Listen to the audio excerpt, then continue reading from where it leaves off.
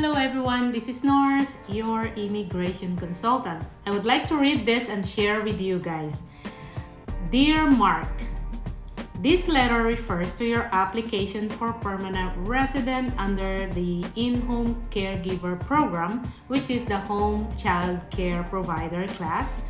It has been determined that you meet the eligibility requirements to apply for permanent residence status as a member of the home child care provider class.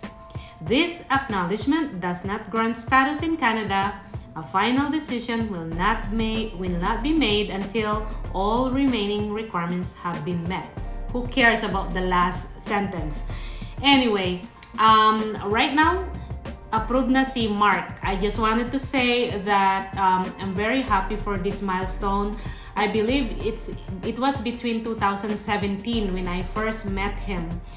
During that time, he was struggling because he came from Taiwan, I believe, as a mushroom picker from an agency. And then when he came here, wala po siyang trabaho, nawala yung agency and nawala rin yung kanyang trabaho, and he was really in a limbo situation.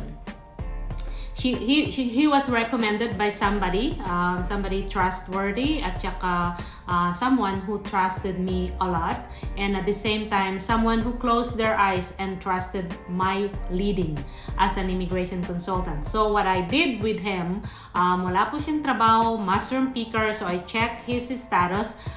He is actually very qualified as a caregiver or nanny sa Canada because he finished up his nursing background. Nurse siya sa Pilipinas. Then second thing what I did is to find to get him an LMIA from an employer who helped him to get that LMIA. Then after that, I managed to actually monitor his taxes, monitor kung ano man yung dapat na i-monitor sa kanya. He was very trustworthy sa akin. He let my leading and my specialization, actually ako lahat ang nag-guide sa kanya, and he followed every advice I had. There was a time, that was 2017, 2018, because change of status siya, I applied sa US yung kanyang application. During that time, that is the present law. And then what happened was, here comes the biometric again. It was a lot of challenges, honestly.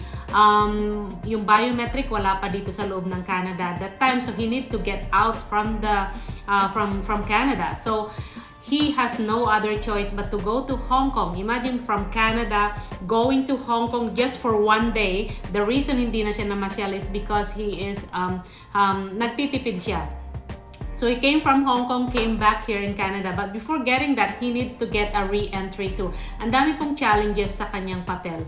And then after that, we waited for so long, and then here comes pandemic. Pandemic comes in, and then natenga na yung kanyang papel, nawalan na siya ng status, and then here comes another one. The officer came back to him, and then it looks like hindi po siya qualified kasi kulang daw yung kanyang working hour as a full-time a caregiver. So it was a lot of challenges, but I monitored his paperwork, his status, and so I told him in order for him not to lose his status, he need to maintain his status kasi wala na siyang status.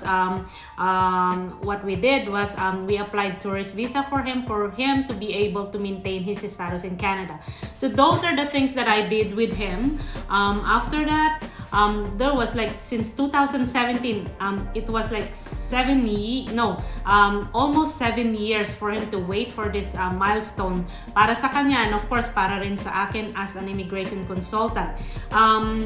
We never actually give up. There are so much challenges, honestly. There are a lot of challenges, but I never give up with his papers. As long as you trust me, we'll do everything we can do, anything we can try to actually come up with whatever solution na kailangan to fit in dun sa criteria ng immigration officer. So there was a lot of submission letter, ang daming challenges sa kanyang papel. Then here comes another one, nag-change na naman yung rule, which is okay lang pala na kahit hindi ka naka 24 months, basta naka 1 year ka, then pwede ka nang mag-permanent residence. So here comes the hope for him. But again, at the same time, we need to maintain his status. So we maintain his status. We extended his tourist visa again kasi tagal-tagal before we waited. So that was the story. Right now, October, I think today is October, I don't even know. I don't know. It's October, hold on. I think it's October 11. I think I was wrong. Now, today is October 13, Friday the 13th, actually. I would like to actually thank God for the blessings that He has bestowed upon me as an immigration consultant. As what I've said to everybody, pagbalik-balik ta rin mo man ang mundo ng temporary resident permit, which is part of it is caregiver and economic class.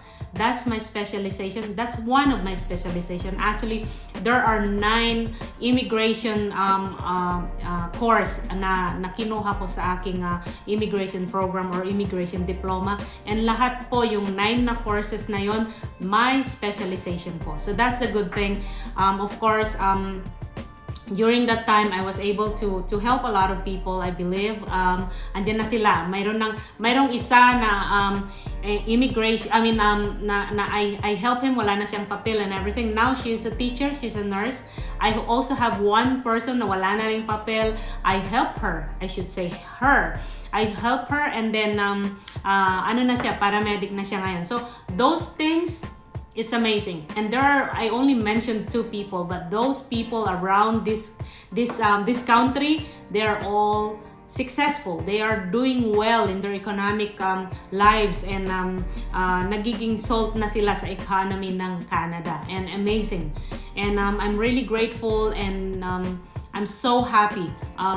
The feeling of nostalgic at the same time, immense joy of seeing these people getting their success and seeing them successful sa kanilang own profession. But you know what, to be honest, don't you know that nag-start po sila being a caregiver, nag-start po sila, I saw them how they cried, I saw them how they told me kung anong nararamdaman nila, how they feel low, how they felt hopeless and everything. But you know what, with my gift of inspiring people, and I always tell to everybody, don't sweat on small things. Always look beyond.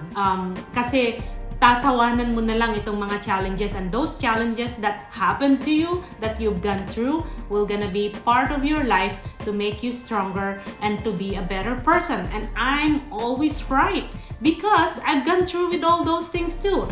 I had challenges also, and I believe that challenges is not permanent. And here we are. Anyway, I'm just so happy. I told you the story of this person. His name is Mark. I hope Mark is having fun right now. He cried so long. Actually, we said goodbye after 10 minutes or 20 minutes. We were talking. He was crying, and he was not crying because he was defeated. Hindi siya defeated eh. He was very successful. He was victorious when he was crying for those time. And I am so happy for him. He was really crying, real cry. And I hope and I wish that I was beside him. And I should go out and have coffee with him. Mark, again, I know this is the start of your beautiful life here in Canada. I know you're gonna be a good person here in Canada, a salt in Canada. I'm sure with whatever you've gone through, one day ikaw ang magiging magandang success sa pamilya mo and magiging help ka sa family mo. God bless, Mark, and congratulations. Again, this is Norlin, your immigration consultant. Have a great night and happy Friday the 13th. I'm so happy, Mark. God bless. Bye-bye.